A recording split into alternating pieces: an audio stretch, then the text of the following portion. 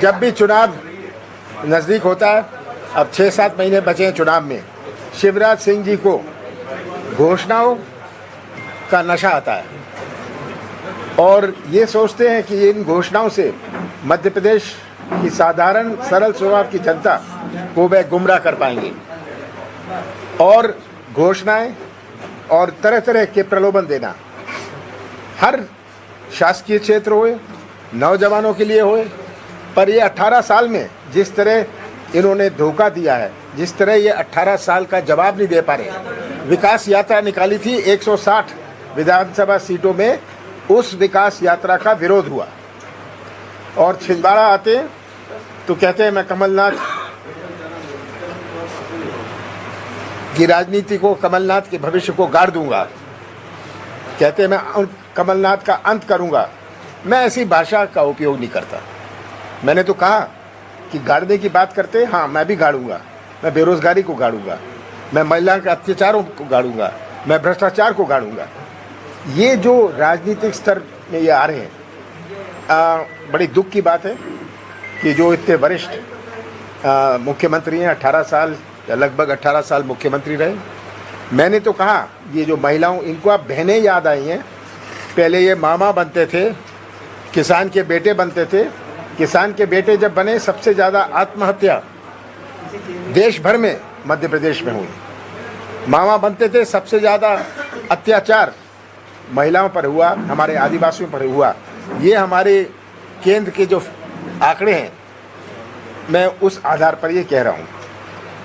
मैंने कहा है कि जहाँ तक बहनों का प्रश्न है, हम बहनों को 1500 रुपये हर महीने देंगे।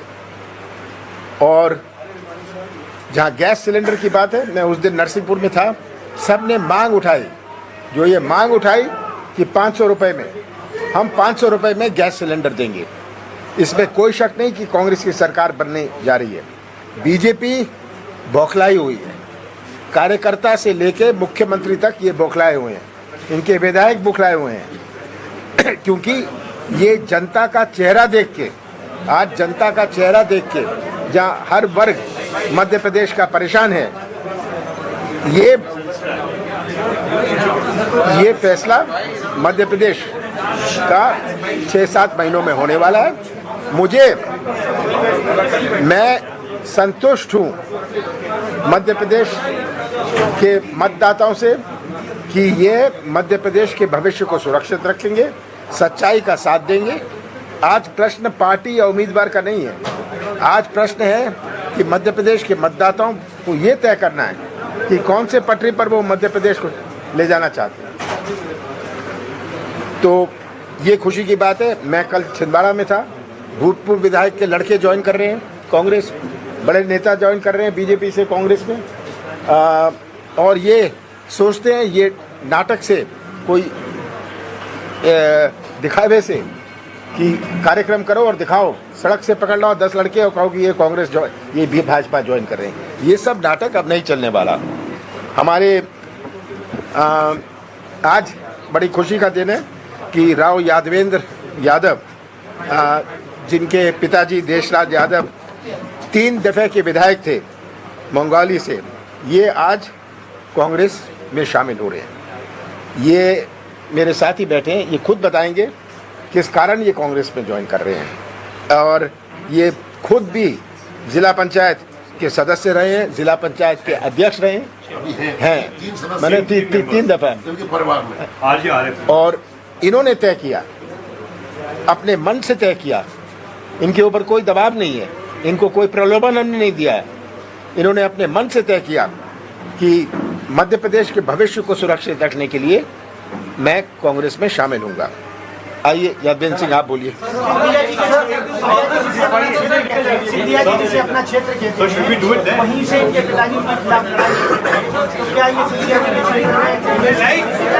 देखिए,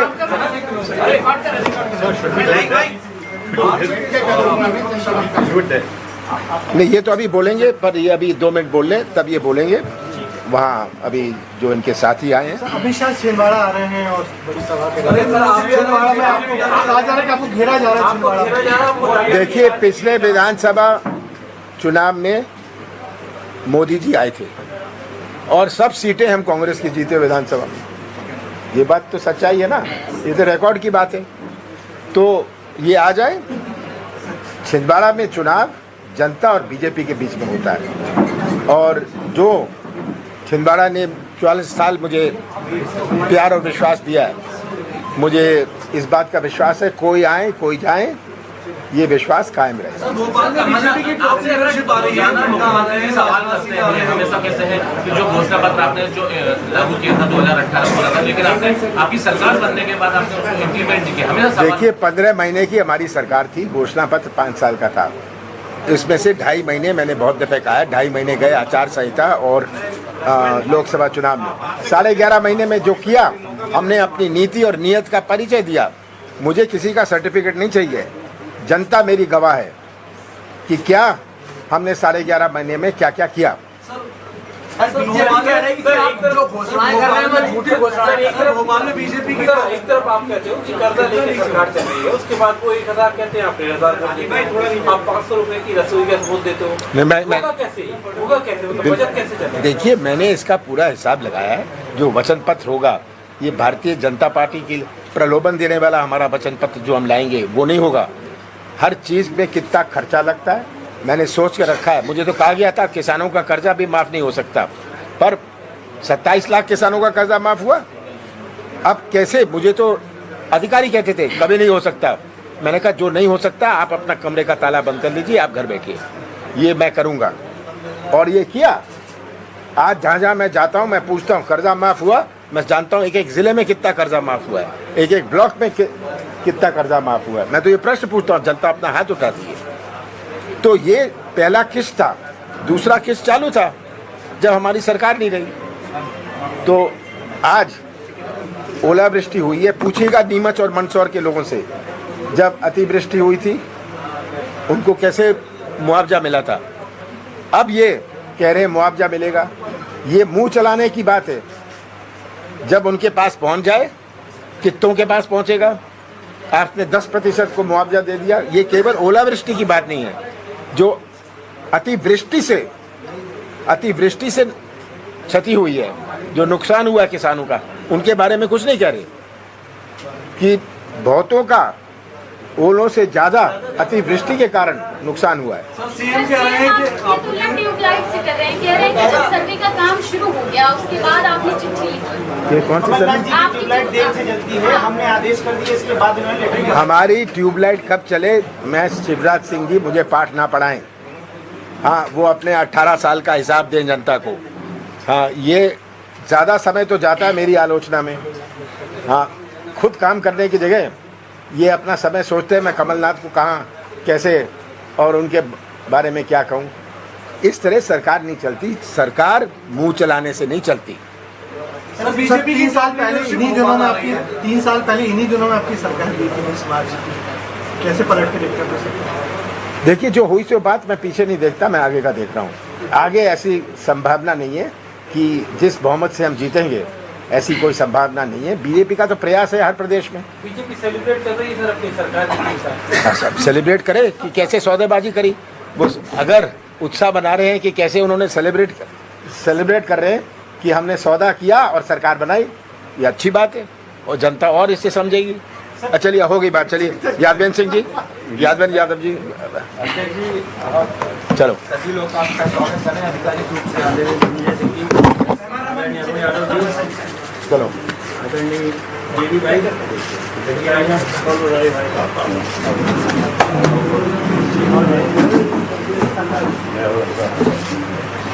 सर एक ग्रुप फोटो करा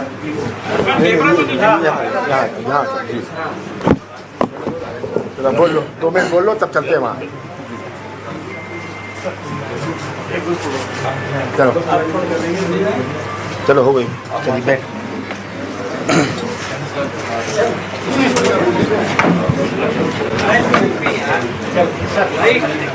यादवेद जी क्या नहीं, इनको पहले बोलने दो, तुम लोग क्यों पूछ रहे हो? बोलना पहले परिवार के बारे में बताओ और जी। क्यों छोड़ो, जी मैंने तब तय किया। जी, मेरा परिवार, मेरे पिताजी जनसंघ के टाइम से भारतीय जनता पार्टी के कार्यकर्ता रहे और उन्होंने बड़े छोटे स्तर से भारतीय जनता पार्टी को, जब गुना जिला हुआ करता था, खड़ी करने में बड़ी मेहनत की। वो जिलाध्यक्ष भी रहे और संगठन में कई पदों पर रहे और बड़ा संघर्ष करके उन्होंने भारतीय जनता पार्टी को दोनों जिलों में खड़ा किया और वो 3 बार विधायक भी रहे। हमारे परिवार से मेरी माताजी जिला पंचायत में अध्यक्ष भी रहीं। अभी वर्तमान में मैं, मेरी पत्नी और मेरी माँ जिला पंचायत के सदस्य हैं और हमारा जो परिवार रहा है वो भारतीय जनता पार्टी की बड़ी सेवा की हमारे परिवार ने। परंतु 3 वर्ष लगभग जब से श्री सिंधिया जी भारतीय जनता पार्टी में आए, तब से हमारे जो जिला था अशोकनगर, उसमें जो भारतीय जनता पार्टी के जो पुराने कार्यकर्ता थे, जो निष्ठावान कार्यकर्ता थे, जिन्होंने अपना खून पसीना बहाकर भारतीय जनता पार्टी को आज इस मुकाम पर पहुंचाया था, कहीं ना कहीं उन लोगों के साथ उपेक्षा होने लगी, दोयम दर्जे का व्यवहार होने लगा, भेदभाव होने लगा और दिनों दिन भ्रष्टाचार बढ़ता गया। स्थिति ये हो गई अशोकनगर में कि 5-5, 6-6 किलोमीटर, 7-7 किलोमीटर शहर से बाहर जो अनुसूचित जाति के व्यक्तियों, हरिजनों, आदिवासियों एवं अन्य लोगों की जमीनें थी, वो जमीनें नहीं बची, या तो छुड़ा ली गई या किसी न किसी तरीके से उन पर कब्जे कर लिए गए। बड़ी बड़ी कॉलोनियां हमारे जो भारतीय जनता पार्टी के नेता हैं, जनप्रतिनिधि हैं, वो काट रहे हैं। आप लोगों ने भी सुना होगा, कोई कॉलोनी कटती है तो वो बीघा में होती है या एकड़ में होती है, 2-5 किलोमीटर में। आपने शायद पहली बार सुना होगा, अशोकनगर में 1.5-2 किलोमीटर की कॉलोनी माननीयों के द्वारा काटी जा रही है। इतना भ्रष्टाचार, जिनके पास आज से 3 साल 4 साल पहले 5 साल पहले जो चुनाव हुआ था, उस टाइम चुनाव के लिए मतलब स्थिति खराब थी, पैसा नहीं था। आज वो 1-1 हजार 500-500 करोड़ रुपए के मालिक हो गए। मुर्में नहीं बच रही, राशन नहीं बच रहा और तमाम प्रकार का जो भ्रष्टाचार है वो लगातार चल रहा है। इस स्थिति से हम व्यथित हो गए बहुत ज्यादा और कहीं ना कहीं हमारे जो कार्यकर्ता थे, जो हमसे जुड़े हुए लोग थे, उन्हें कहीं ना कहीं केसबाजी में या किसी न किसी तरीके से प्रताड़ित किया जा रहा था लगातार। जब मैं बहुत दुखी हुआ, लगातार अंदर से घुट रहा था 3 साल से, जब मैंने क्षेत्र में जनता से बात की, हमारे कार्यकर्ताओं से बात की कि भाई अब क्या करना चाहिए, तो सभी की एक ही आवाज थी कि भैया आप तो एक काम करते हैं, अब जब सब लोग मिलकर अपन कांग्रेस ज्वाइन करते हैं। तब जाकर हमने ये विचार किया कि हम कांग्रेस ज्वाइन करेंगे। मतलब बीजेपी के अत्याचार की वजह कि कांग्रेस की विचारधारा से प्रभावित हुए? बिल्कुल, कांग्रेस की विचारधारा से ही प्रभावित हुए। यह सही है, पहले भारतीय जनता पार्टी की जो विचारधारा थी अब वो नहीं बची है। अब तो उसमें अवसरवादी लोग घुस गए हैं और कोई विचारधारा नहीं बची है, सब अपने अपने पेट भरने में लगे हुए हैं। जो आपके साथ हुआ, आपने बीजेपी के प्रदेश अध्यक्ष और सीएम शिवराज से मेरे साथ हुआ, मैं लगातार पार्टी का जो शीर्ष नेतृत्व था उनसे लगातार बात करता रहता था, अपनी बात को रखता था कि भाई परेशानी ये है, हाँ देखेंगे करते रहे। किसी ने कोई हमारी बात को नहीं सुना, कोई किसी पीड़ा को नहीं सुना। भाई के साथ अजय यादव और माताजी, ये सभी भाजपा कांग्रेस में आएंगे क्या? अजय यादव जी को भी राज्य मंत्री का दर्जा मिला हुआ है, वो सभी लोग देखिए, मेरे अजय यादव ही नहीं, मेरे 2 लाख भाई हैं, उनमें से 1 लाख बहन है और 1 लाख भाई हैं। पूरी मुंगावली विधानसभा क्षेत्र के लगभग 1-1.25 लाख भाई हैं और मेरी बाकी बहन है। 2 लाख ही मेरे परिवार है। बहुत बढ़िया, बहुत बढ़िया। सर, आपका परिवार सिंधिया जी के खिलाफ लंबे समय से आपके पिताजी लड़ाई लड़ते रहे, क्या सिंधिया जी के खिलाफ चुनाव मैदान में उतरेंगे आप? देखिए, मैदान में उतारने के लिए तो पार्टी नेतृत्व का विषय है, कहां से किसको उतारना है ये कोई हमारा निर्णय नहीं है। जो जैसा पार्टी निर्णय करेगी वैसा करेंगे। चलो हो गई बात, चलो बहुत बढ़िया।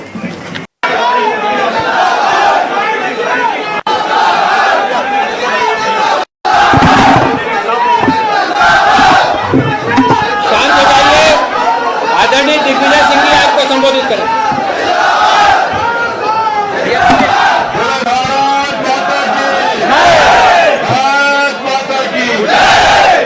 बोल सकते हैं भाई।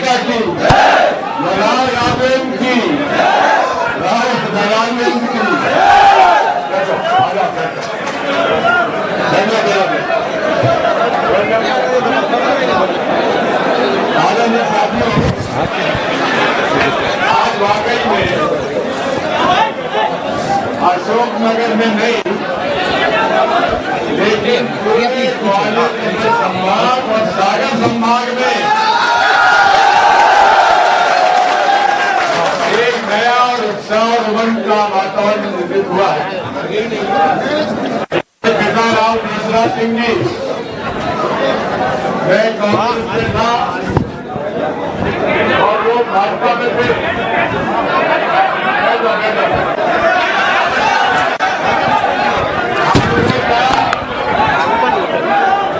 राजनीतिक विरोधिता था, चलो उसका लेकिन हमारे उनके परिवार में कभी व्यवस्था मिल रही।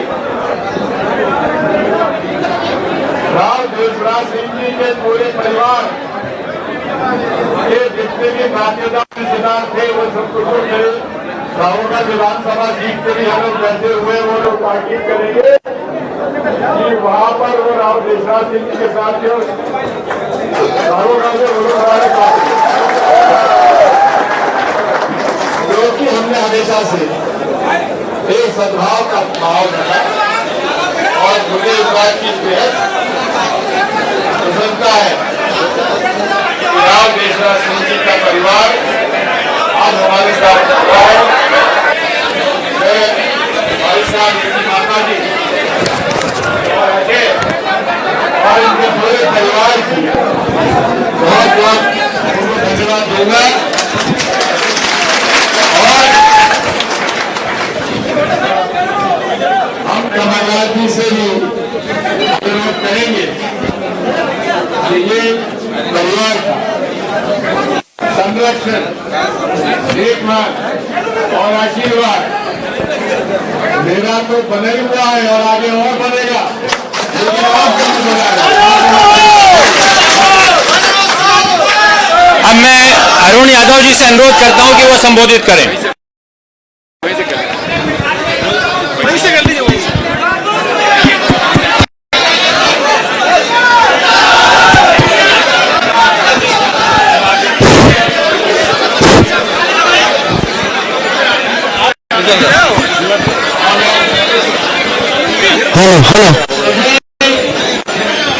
अशोकनगर और से आए और हमारे प्रिय साथियों को आप सबका बहुत बहुत स्वागत। बोलिए जय श्री कृष्ण, बोलिए जय श्री कृष्ण।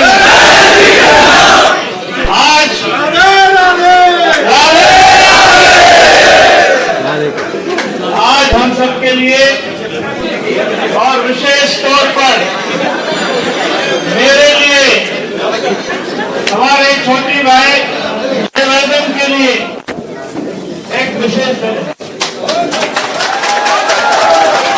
जिसके लिए पिछले 3-4 सालों से आनंद कमलनाथ की मेहनत हो रही है और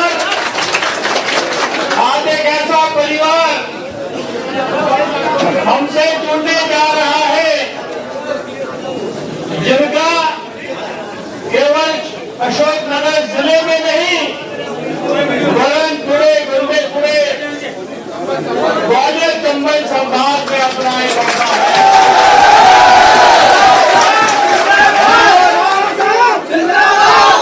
जब हम चुनाव हो रहा था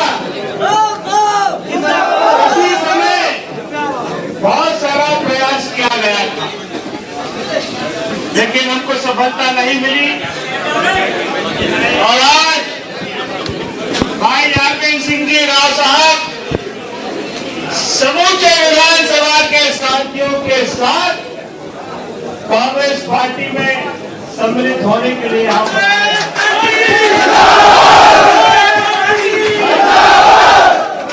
हम सब उनका और आप सबका मुकाबले के 2.5 लाख मतदाता भाइयों का कांग्रेस पार्टी में स्वागत अभिनंदन करता हूं। जैसा कि राजा साहब ने कहा यहाँ पर कि उनका आशीर्वाद तो परिवार पर है ही, हमारे छोटे भाई ये जो मेरे बगल में बैठे हैं, और पूरा परिवार का हमारा आज का संबंध नहीं है, वर्षों का संबंध है। इस गठजोड़ को मजबूत करेंगे। आदरणीय कमलनाथ जी का आशीर्वाद हमको जरूर मिलेगा, ऐसा मैं मुझे अपेक्षा करता हूं। और आगामी दिनों में जो पुराना हिसाब किताब हमारा है,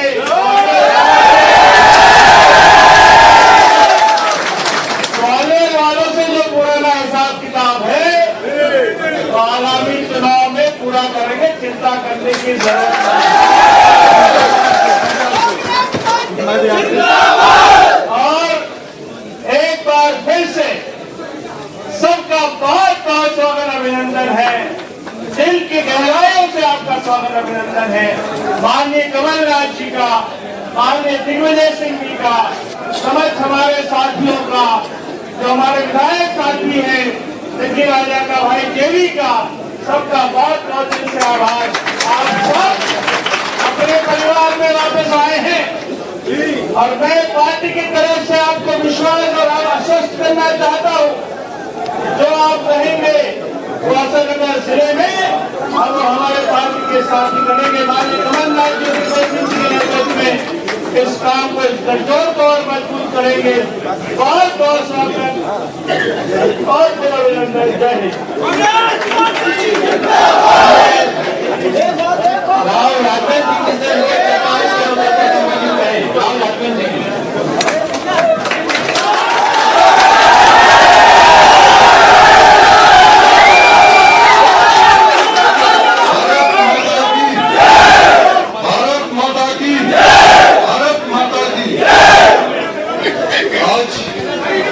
मंच पर विराजमान पार्टी के अध्यक्ष एवं मध्य प्रदेश के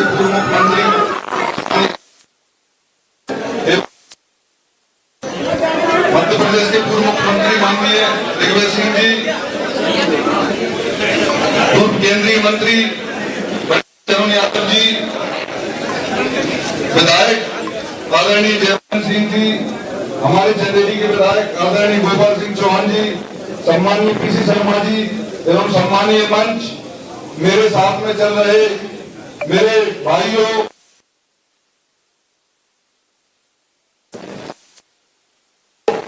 नववर्ष की शुभकामनाएं देना चाहूंगा। आज नववर्ष का पहला दिन है और आज हम सबने मिलकर कांग्रेस पार्टी की सदस्यता की है।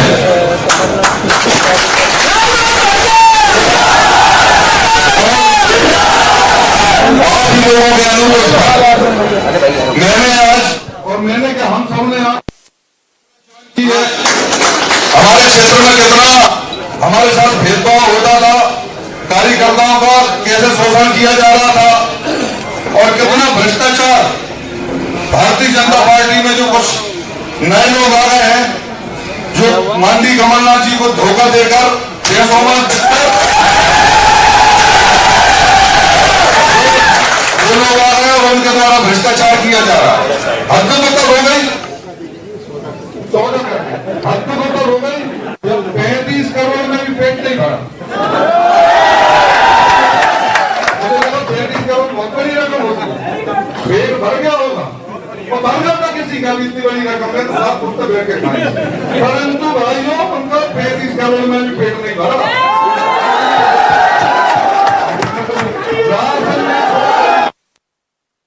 नहीं छोड़ी और तो जमीनें नहीं छोड़ी, बड़ी बड़ी चीजें नहीं छोड़ी, रेत नहीं छोड़ी। माननीय कमलनाथ जी, हमारे क्षेत्र में तो मछली के तालाब है, जो गरीब व्यक्ति जो समूह बनाकर जो अपना प्रतिपालन करने के लिए सरकार देती है, उन पे भी मंत्री विधायकों के भाई ने कब्जे कर रखे हैं।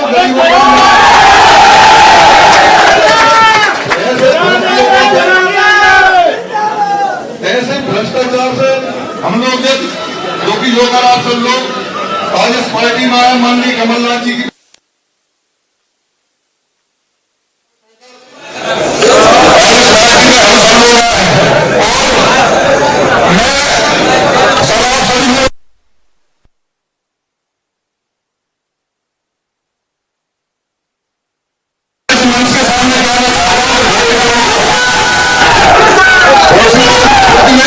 उनमें हमने देखा नेता लोग डीजल डलवाते हैं, गाड़ी उपलब्ध कराते हैं।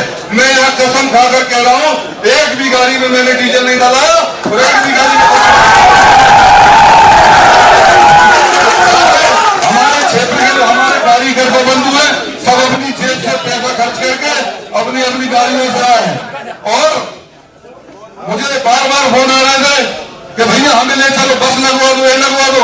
माननीय कमलनाथ की स्थिति ये थी कि पूरा क्षेत्र आने को बेहतर था, परंतु हम इतने साधन की व्यवस्था नहीं थी कि सब लोगों को ला सके। मैंने उनको आश्वासन दिया कि हमारा जो नेतृत्व है उनको हम यहीं बुलाएंगे मंगावली में और एक बड़ा सा कार्यक्रम करेंगे। सभी लोग हैं, उनकी सदस्यता करी जाएगी। और बहुत से लोग तो अभी रास्ते में, कई लोग भोपाल भी पहली बार आए हैं और भटक गए, कई सारी लाल बत्तियां बढ़ती हैं, कुछ करारिया से रास्ता भूल गए, कुछ आगे पीछे हो गए।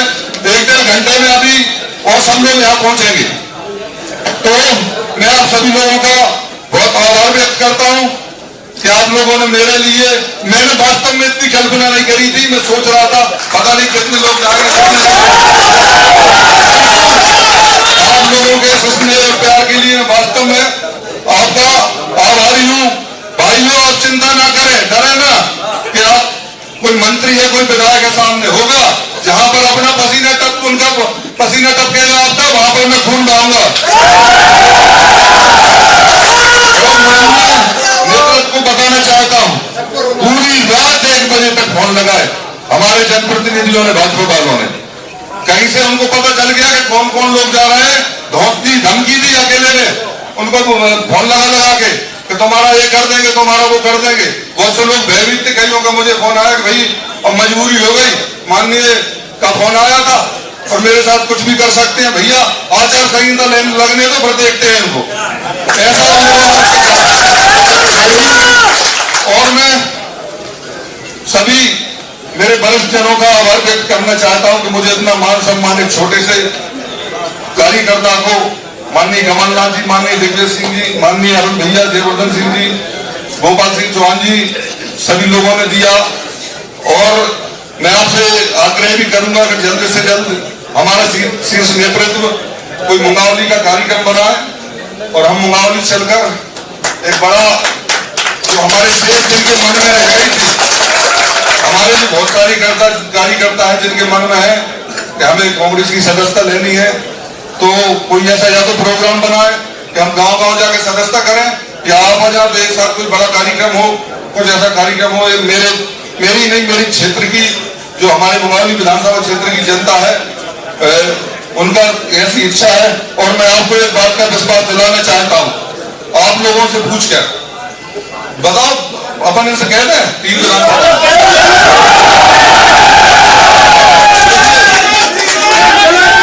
आप लोगों से पूछ के कहूंगा, तीनों का हाथ उठा दें।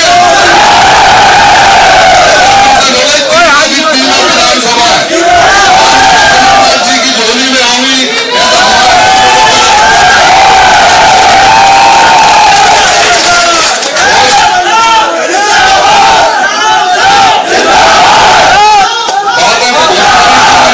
बहुत सारी पीड़ाएं थी, परंतु समय हमारे वरिष्ठों का अमूल्य है और माननीय को कहीं जाना भी है, इसलिए मैं ज्यादा विलंब नहीं लूंगा। और पुनः धन्यवाद आप सभी का, भाइयों का और शीर्ष नेतृत्व का बहुत बहुत धन्यवाद। माननीय जयवर्धन सिंह जी, अरुण भैया, गोपाल सिंह जी, माननीय कमलनाथ जी, दिग्विजय सिंह जी, पीसी शर्मा जी, सभी का बहुत बहुत धन्यवाद और आपका हाथ जोड़कर धन्यवाद।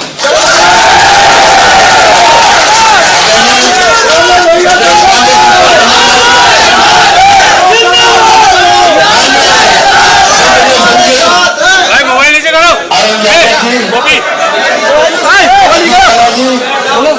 जयवर्धन जी, पीसी शर्मा जी, सभी यहाँ वरिष्ठ कांग्रेस के नेतागण, हमारे यादव जी, और खास करके जिसका सबसे ज्यादा मैं स्वागत करना चाहता हूँ, तो आप सब मेरे सामने बैठे हैं।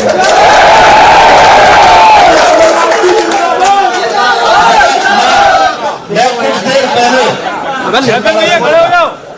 छिंदवाड़ा में मेरे से एक प्रश्न पूछा गया कि आज का दिन, शुभ दिन, नए साल का दिन, नवरात्रि का दिन, आप क्यों छिंदवाड़ा छोड़ के जा रहे हैं? मैंने कहा मैं इसलिए जा रहा हूँ क्योंकि एक ऐसा परिवार आज शामिल हो रहा है, आज ऐसा परिवार शामिल हो रहा है जिस परिवार में अपना पूरा जीवन राजनीति में केवल नहीं समाज सेवा में लगाया।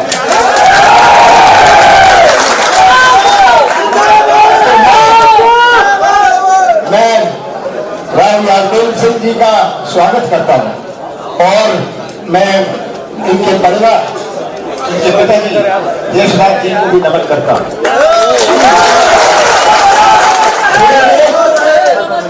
मैं देशराज जी के बारे में सोचता था, मैं अशोकनगर और आसपास के जिले से दूर रहता था। क्यों? ज्योतिरादित्य कैसे पर मैं अपने देशराज यादव जी के बारे में सोचता था और उन्होंने सही दिशा दी अपने बेटे को, उन्होंने सही दिशा दी। मैं तो इतना ही आपसे कहना चाहता हूं, हमारे भाई राव यादवेंद्र सिंह ने आज जो कांग्रेस ज्वाइन करी है, कांग्रेस का साथ केवल नहीं दिया, सबसे बड़ी चीज है उन्होंने सच्चाई का साथ दिया है। और आज हमारे सामने चुनौती है, हमारे सामने चुनौती है कि हम मध्य प्रदेश का भविष्य कैसे सुरक्षित है। हर वर्ग परेशान है। मैं तो जिले जिलों में घूमता हूँ और शिवराज सिंह जी तो बौखलाए हुए हैं, कभी कुछ कहेंगे कभी कुछ कहेंगे, उनको तो घोषणा का नशा चढ़ा हुआ है। घोषणावीर है, घोषणा मशीन है, वो तो वहां पुल की घोषणा करते थे जहाँ नदी ना हो। तो शिवराज सिंह जी तो आज उस नशे में है। तरह तरह के प्रलोभन, तरह तरह के प्रलोभन, तरह तरह की घोषणाएं, पर मुझे सबसे ज्यादा आप जो मेरे सामने हैं, आपका विश्वास। और मैं स्पष्ट कहना चाहता हूँ, जीतने जिताने वाले इस साइड में नहीं बैठे, जीतने जिताने वाले ये आपकी शक्ति है, आपका ताकत है और आपके ऊपर जिम्मेदारी है केवल अपने क्षेत्र की नहीं, पर ये संदेश मध्य प्रदेश में जिसको आप फोन लगा सकते हैं फोन लगाइएगा। मध्य प्रदेश की तस्वीर उनके सामने रखिए, कहिए कहीं भी रहो सच्चाई का साथ जरूर देना। ये सच्चाई के साथ से ही हमारा मध्य प्रदेश का भविष्य सुरक्षित रहेगा।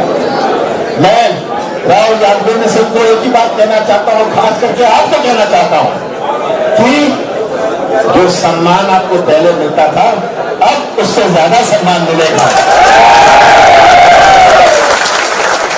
अब आपके ऊपर है, मैं राव यादवेंद्र सिंह जी को कह रहा था कि अब आपके ऊपर है कि आप मुझे पकड़ लें और इन सब की रक्षा करें जो आज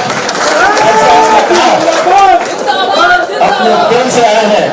ये नहीं है कि ये लाए हुए हैं, ये तो अपनी मर्जी से आए हैं। तो अंत में आप सबको धन्यवाद देना चाहता हूँ। आपने कांग्रेस के बारे में नहीं सोचा, आपने मध्य प्रदेश के भविष्य के बारे में सोचा। हर वर्ग परेशान है, मुझे सबसे बड़ी चिंता ये जो नौजवान खड़े हैं इनकी है। सबसे बड़ी चुनौती हमारे मध्य प्रदेश में नौजवानों की है। आज के नौजवान की अपनी सोच है। आज का नौजवान में एक तरफ है, व्यवसाय का मौका चाहता है, अपने हाथों को काम चाहता है। यही हमारी सबसे बड़ी चुनौती है। अगर हमारे नौजवानों का भविष्य अंधेरे में रहा, यही नौजवान, यही बच्चे जो मध्य प्रदेश का निर्माण करेंगे भविष्य में, ऐसा मध्य प्रदेश का निर्माण होगा। तो इनका भविष्य सुरक्षित रहे, ये हमारी प्राथमिकता रहेगी। हमारा कृषि क्षेत्र में मजबूती बनी रहे। हमारी 15 महीने की सरकार थी, 2-2.5 महीने तो गए आचार संहिता और लोकसभा चुनाव में, 11.5 महीने में हमने अपनी नीयत और नीति का परिचय दिया। और अभी 6-7 महीने में कोई शक नहीं है, आपकी मदद से, आपके सहयोग से, आपके क्षेत्र से आपका झंडा मध्य प्रदेश की विधानसभा में लहराएगा। है।